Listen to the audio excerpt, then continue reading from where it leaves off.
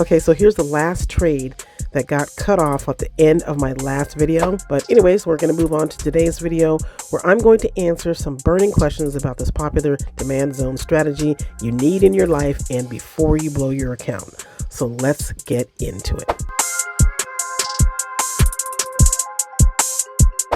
Now for these trades, I'm using the flag timer. I've selected M1 plus. The flag timer gives me more control of my candle entry. If I entered after the candle started and I was using the 1 minute timer, then I'd have to wait for the entire minute for the trade to close. So using the flag timer gives you a little bit more control. Now, so what are we doing? We're going to be looking for targeting downtrends. At the bottom of obviously each downtrend, there's going to be a zone, and then there's a zone of rejection. It is created, which is what we're calling a demand zone. At the bottom of the downtrend, all we're doing is marking out that zone. That is our demand zone. That's really all it is.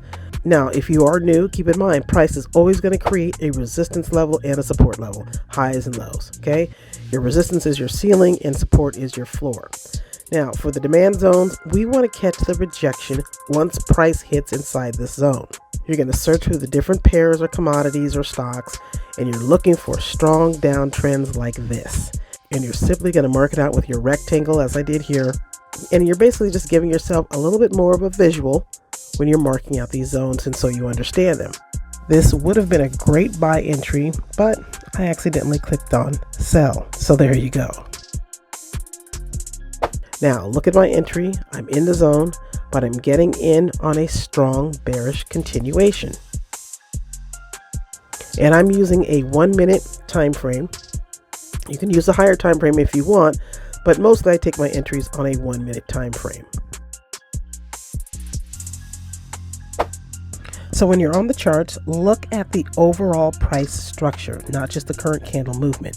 Spot your downtrends. These are the setups that you need and you should look for. If you can't see it, then keep practicing until your eyes can clearly see a demand zone and watch how price reacts to it. Always study the charts before you take your first trade. This will save you a lot of frustration and headaches. So if any of this has helped you in any way, share a like for this video, make a comment with questions so I can answer them. If you're new to my trading world, then subscribe. I will see you on the next video.